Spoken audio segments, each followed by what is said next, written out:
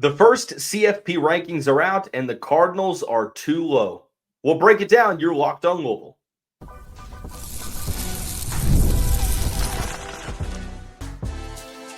You are Locked On Louisville, your daily podcast on the Louisville Cardinals. Part of the Locked On Podcast Network, your team every day. Card Nation, what's going on, everyone? Welcome into this Thursday edition of the Locked On Louisville podcast. I'm your host, Dalton Pence. This is my 6th year covering U of L, 4th year hosting this show, and I want to thank you all for making us your first listen of the day. Don't forget to hit that subscribe button. Leave us a comment in the YouTube section below. Both are great ways to help the show continue to grow. Now, today's episode is brought to you by FanDuel. Right now, new customers can bet just $5, and if your bet wins, you'll get $300 in bonus bets to use across the app. Download the app today to get started. There's a lot to discuss. Men's basketball back in action tonight. We will preview everything you need to know about the upcoming matchup against Jackson State. The Tigers have a former Cardinal on the team. We'll tell you who that is at the end of the show. The football team hosting California on Saturday night. Jeff Brom's squad has something to prove. I'll tell you what that is after we react to the first college football playoff rankings of the season. They came out on Tuesday evening, and the Louisville Cardinals are too low. Now, look, I understand. I'm not naive enough to know that there's going to be many fan bases out there that believe that their respective team is too low in the rankings. But I was intrigued, especially by how many non-Louisville fans / neutral college football fans / media members, how many of them were criticizing the fact that Louisville was too low in the rankings. For those that don't know, Louisville is sitting at number 15 in the initial CFP ranking. They are one spot behind Virginia, who's number 14. 10, 11, 12 is Notre Dame, Texas, and Oklahoma, Ohio State, Indiana, and Texas A&M, 1, 2, 3 in that order. I understand social media doesn't necessarily represent the vast majority, but when you have that many national media members and non-Louisville fans speaking up as to why Louisville is so low, you kind of get to wondering, right? And David Hale of ESPN released an article, Week 11 Anger Index. Basically, what he's doing in this piece is he's ranking the schools that should feel the most outrage by the CFP rankings. BYU is number 1. Louisville is number 2. He basically says, we get it as a conference. The ACC might, in fact, just be an episode of Punked that Ashton Kutcher started in 2008. Says, let's take another look at blind resumes. He compares two teams. Team A, number 10 strength of record, number 58 strength of schedule, 1 win versus the top 40. Best win is versus the committee's number 13 team. Lone loss versus an unranked team. Team B is number 13 strength of record, number 56 SOS, 3 wins versus the top 40. Best win comes against the committee's number 18 team, with the lone loss to committee's number 14 squad.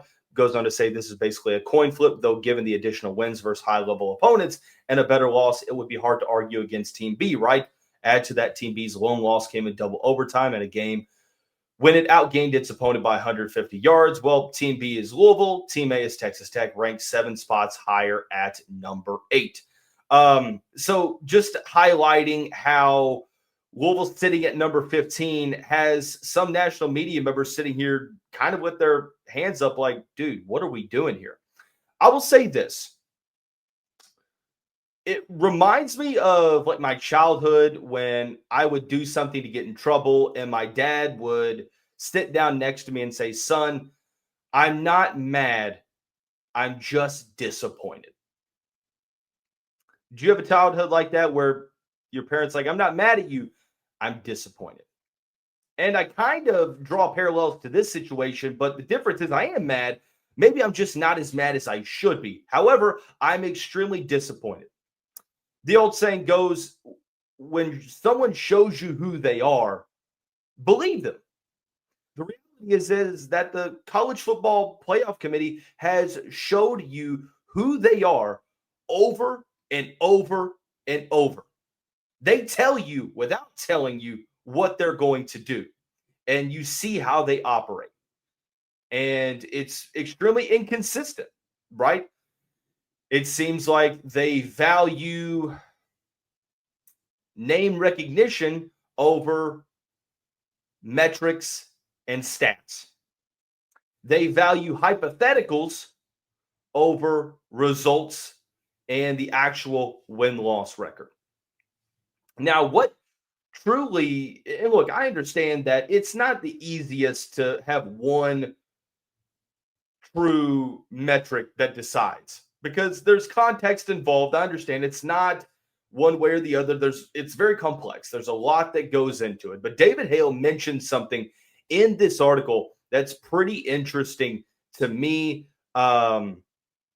He says this year the committee has said it is considering a new quote unquote record strength metric designed to provide some math-based guidance in the process and to soon replace quote unquote game control as the country's most hated made-up statistic. Well, with these initial rankings, kind of hard to tell what they're going to do. Because when you look at the numbers and the metrics and the stats, you look at the strength of record and the strength of schedule and the actual win-loss record, the win-loss records, it's pretty clear that we are prioritizing conference affiliation. We are prioritizing these hypothetical arguments. You know which ones I'm talking about. Well, if Team A and Team B played right now, Team A would win. Well, Team B beat Team A. That has to account for something. And you're also seeing this, well, Team C had 3 close losses or 2 close losses.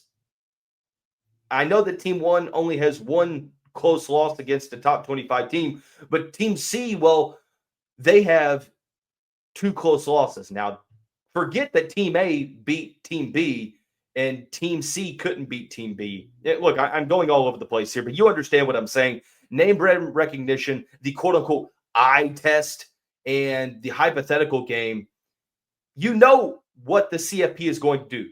They've showed it to you over and over. Let's hit pause on this for a second.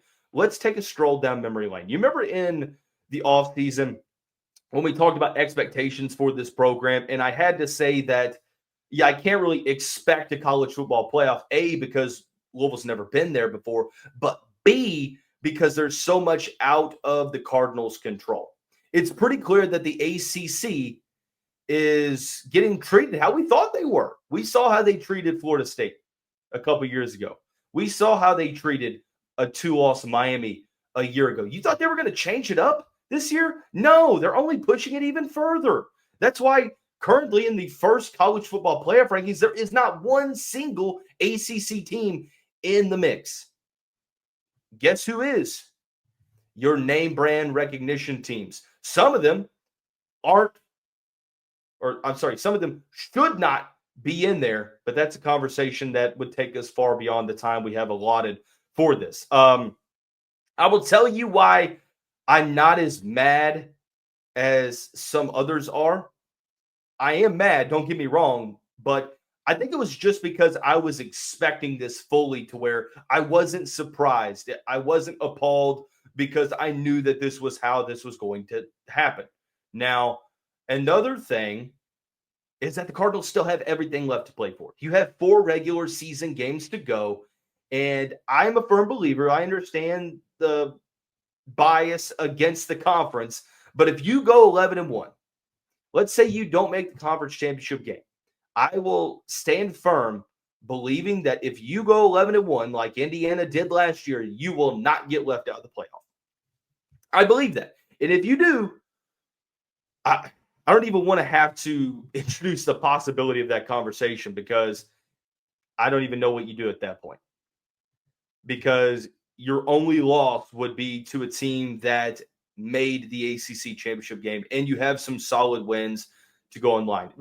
Speaking of wins, I do hate how the goalposts move. And, well, some teams are classified as good teams when others lose to them, but they're not good teams when certain teams beat them.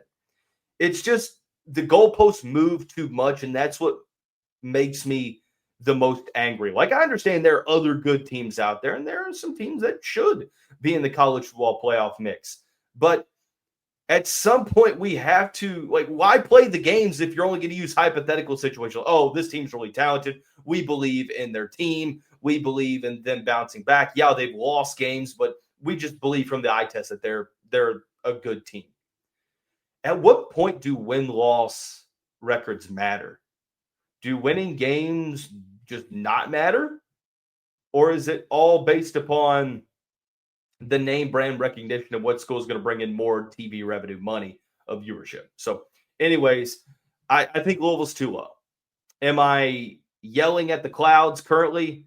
Not really. It irks me. It annoys me, but I'm not absolutely pissed off because you have every opportunity to prove that you are a college football playoff team. And it starts this weekend against California. I think that there's something that Louisville, if this happens, Louisville's going to benefit from it. And it has to do with that thing that I mentioned that the Cardinals need to prove. We'll tell you what that is. You're tuned into Locked On Louisville, covering your team every day.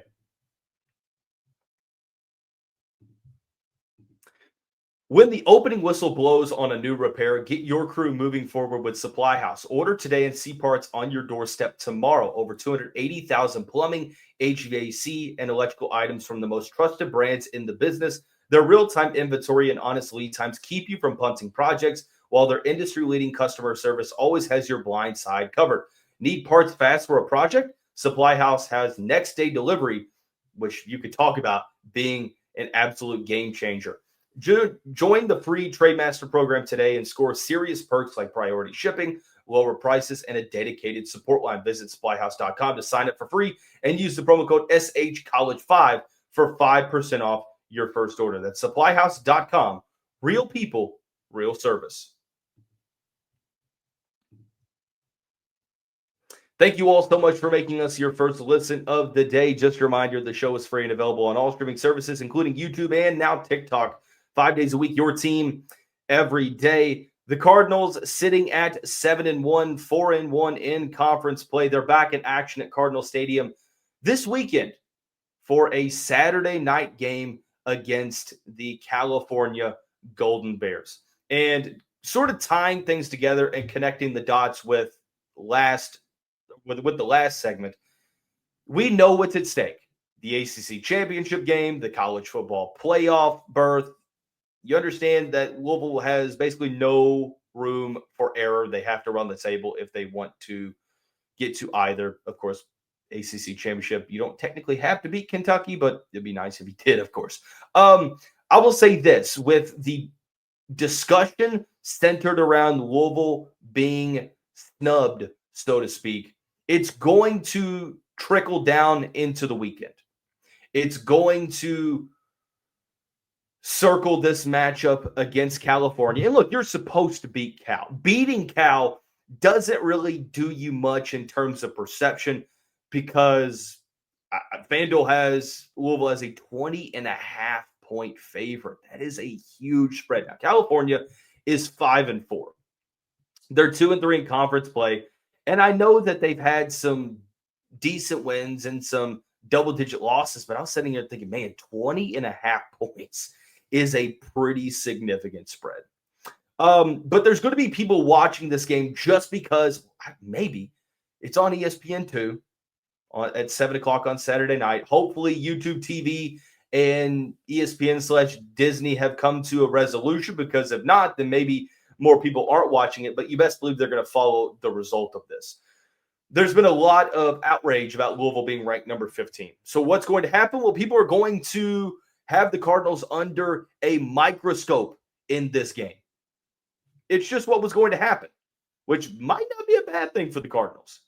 If you're ever going to have a game where you don't play down to your competition, this one needs to be the one, because you're trying to justify the outrage. And I know from a football program standpoint, you don't care about the external noise, but if you could win this game by the spread, if you can beat them by 21 points and cover the spread, if you can blow them out, you would do wonders for that outrage, because it's confirmation bias, right? You confirm and justify the outrage. Say, you know what? Hey, look, national media member, insert name here, goes online on Tuesday night, Wednesday, Thursday, and says Louisville is ranked too low in the college football playoff rankings. And then after Saturday's game, they say, hey, look, here Louisville goes.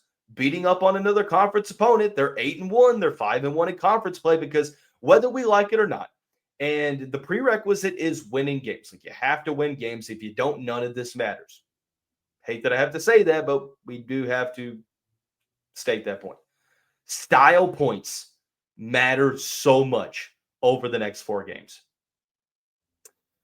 Although I do think that 11-1 at large, meaning you don't make the conference championship game, I think 11-1 gets you in. I definitely don't think now that if you make the conference championship game and you lose that game, I think you're out. I do. I think that they're going to hold that loss against you. The pendulum is swinging even more. You saw SMU as one of the last teams in last year when they lost to Clemson in Charlotte. If you lose, let's say Louisville goes 11-1 and they lose in the ACC title game, and I think that's going to keep them out because of how this playoff committee is moving. However, if you go 11-1 and you don't play in the ACC championship game, I think you're in. But you can make your case even more concrete, and you can solidify your standing by covering spreads and picking up those style points. If you're winning games, but you're barely winning, like Virginia, for example, they are winning in just completely unconvincing fashion. Now, winning is winning, and that is great and all, but when you're a team in the ACC, it's pretty clear winning games doesn't move the needle as much as it should. You have to decisively win games with conviction and cover spreads and pick up style points. This is an opportunity for Louisville, especially this week. You know that there's going to be some focus on the Cardinals against Clemson, but if you can prove yourselves against Cal, not just winning, but handling business for 4 quarters and covering the spread, you're going to see some of that, some of the outrage get even a little louder. And there's going to be eyes on the next college football playoff rankings. But looking at Cal as a team, they're very inconsistent. 5-4. They're 2-3 in conference play. They started out 3-0 with wins over Oregon State, Texas Southern, and Minnesota. They got blown out 34-0 at San Diego State. They barely beat Boston College on the road. They lost to Duke by 24. They followed that up with a very close victory against North Carolina, and then 2 straight losses, 8 points at Virginia Tech, 10 points versus Virginia. And that 10-point game against Virginia was much closer than the final score would like you to believe. Now, this is a California team that can score points, but they also give up a good amount of points. Jaron Kiave Songapolatelli, their freshman quarterback, lefty, has that ability to throw the ball all over the field. But I think that this is a good test for Louisville's defense. California, judging by the numbers, 332 yards of offense is 108th in the country. They're a top 50 passing offense, but they don't run the ball well at all. They're one of the worst rushing offenses in the country, 135th in the nation. Their defense is respectable. Scoring defense, 74th overall, yardage, 57th, passing, 39th, 86th rushing. So 89th on third down defense. And just looking at this, I think that this should be a game that the Cardinals handle business. Everything that we've talked about the past couple of weeks since Louisville has beaten Miami, it's still in play here. The main storylines are going to remain the main storylines, especially with this one, maybe more so over any of the other 4 remaining. You got to do a better job of not playing down to your competition, because Louisville's done that every single game this season. Now, they've been able to overcome that in every game but one. But when you play down your competition, you give the other teams the belief that they can pull it off, and you put yourself at risk of getting upset. And like I said, there's going to be more attention on this game because we have the college football playoff rankings. Now, there are teams that are going to play each other this week. BYU and Texas Tech play each other. The bottom line is you have to win. Find a way to win. Even if it's not pretty, a win, moving to 9-1, moving to 8-1 and 5-1 in conference play looks tremendously better than 7-2 and 4-2 in conference play, because then you're just playing for a good end of the season, and that's it. Your conference championship game hopes, your college football playoff hopes are still on the line, and they will be if you keep winning the week prior. But let's move over to the basketball side of things, where Pat Kelsey's team has their final tune-up matchup before they play Kentucky next week. They'll take on Jackson State tonight, and there's a former Cardinal that showed out in the Tigers' first game. We'll tell you who that is when we come back. You're tuned into Locked On Louisville, covering your team every day. The NBA is back. There's no better place to get in on the action than FanDuel, the official sports betting partner of the NBA. Even if you missed the start of the game or want to ride the hot hand, FanDuel has live bets on everything from who will score next to fourth quarter comebacks. It keeps every game exciting, especially when your team's making that late push. Plus, you can even combine your live bets into a same-game parlay for a larger payout. Right now, FanDuel is giving new customers $300 in bonus bets when your first $5 bet wins. Head to FanDuel.com to sign up and play your game with FanDuel, the official sports betting partner of the NBA. We'll have one more show, of course, on Friday. It will feature the reaction to the men's basketball game. We will wrap up the California football matchup preview and much more. But Pat Kelsey's team opened up the season with a huge 104-45 victory over South Carolina State. They now play another mid-major team, a team that had some conference success last year, Jackson State. Jackson State plays in the SWAC. They made the conference championship game last season. They are coached by former Cleveland Cavaliers standout Mo Williams. This is his fourth season with the Tigers program. Cards versus Tigers tonight at 7 o'clock at the KFC Yum Center. Now, this is a similar vibe to Monday night's game, right? 32.5-point spread. Very large spread, a game that Louisville is supposed to win convincingly. Let's take a look at this Jackson State team. They opened up the season with a 113-55 loss to Illinois. Illinois ranked as the number 17 team in the country. Jackson State shot 31% from the field, 24% from three, and 71% from the free throw line. They ended up turning the ball over 11 times, had less turnovers than Illinois, but I mean, you could tell the talent advantage was just too great. And Illinois at one point led this game by 58 points. It was not close in the first half either. It was 60-27. Now, this Jackson State team is very backcourt driven.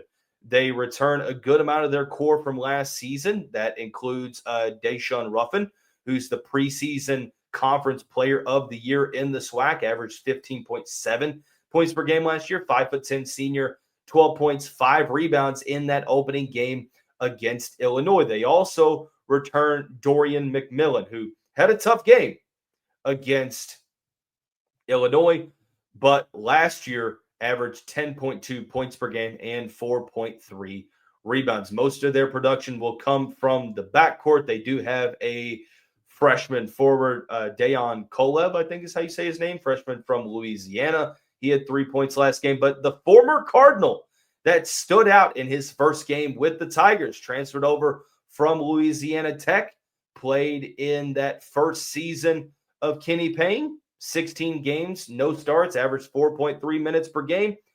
Devin Ree.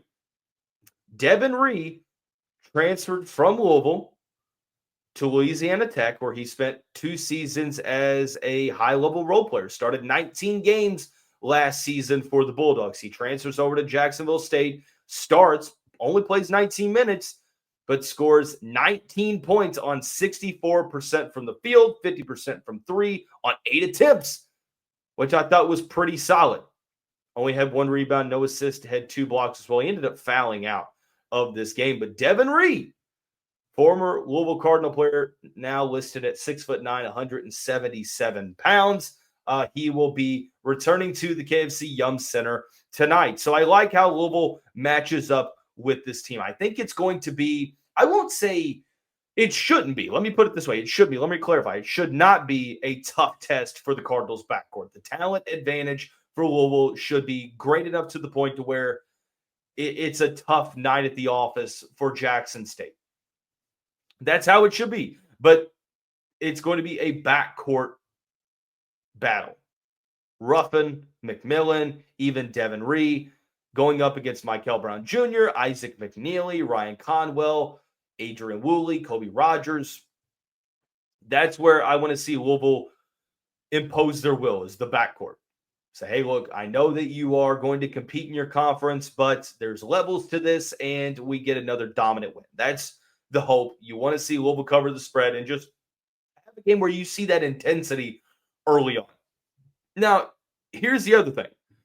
For the Cardinals, this is an opportunity to get another good momentum-boosting, morale-increasing win before the big game next Tuesday. You know which one I'm talking about. Louisville will host Kentucky next Tuesday. So you don't get many opportunities to have, what do you want to call it? Trial runs, rehearsals, if you will, for that game. But you played good against South Carolina State. I want to see Louisville extend that momentum into the second game tonight. Have another big game where you win by a huge margin and go into next Tuesday feeling confident and building up that chemistry. So 32.5, such a large spread. I think the Cardinals are going to cover. I look for Louisville to cover this game, to cover this spread. I think that Jackson State is a better team than South Carolina State. Like, I think that they play in a better conference. It's a better team, so it's going to be a marginally tougher opponent and a tougher test, but it shouldn't be a test to the point to where it's a single point or a single-digit game going into the final TV timeout of the first half. Like, the Cardinals should hit the ground running, and if their shots are falling, I don't see why this game couldn't essentially be over at halftime and you're just trying to drain the rest of the clock at that point. So Cardinals taking on Jackson State before that trial run against Kentucky. It looks like both of these teams are going to go into that matchup undefeated. Kentucky won the first matchup of the season, 77-51 last night. On Tuesday night. They will play Valparaiso tomorrow. That's a team who's also 1-0. They barely beat Eastern Illinois, but chances are both of these teams are going to be 2-0 when they square off the earliest they've ever played. And that is even before the football game. But, of course, the Cardinals back in action against Jackson State tonight. We will have your recap edition on tomorrow's episode of the show. That is going to wrap up this Thursday edition. Everyone have a great day. Thanks for making Locked On Louisville part of your daily commute. Just a reminder, the show is free and available on all streaming services 5 days a week. Your team every day. Go Cards.